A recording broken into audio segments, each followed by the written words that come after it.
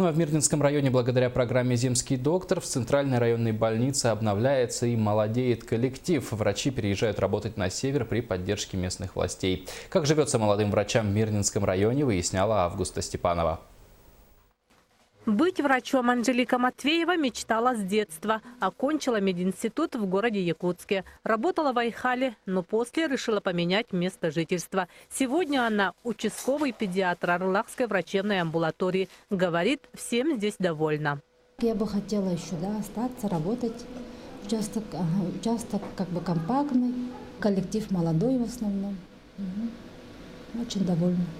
1 000 000 рублей. Такую выплату получила Анжелика по программе «Земский доктор». Поддержала ее и местная администрация. Предоставила благоустроенное жилье. Для новоиспеченного врача это огромная помощь.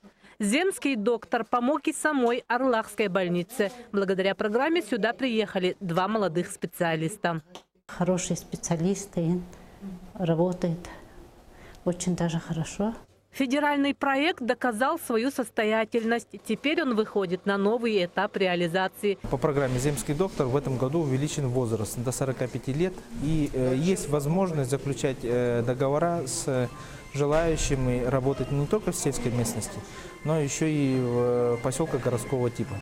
Квалифицированных специалистов ждут сегодня в Светлом, Чернышевском, Алмазном, Сюрдюкаре и Тасюряхе. Закрыть свободные вакансии в больницах чиновники надеются по действующей программе. И кто знает, может быть, через пару лет свой земский доктор будет в каждом селе Якутии. Августа Степанова, Алексей Меркулин, телеканал «Алмазный край».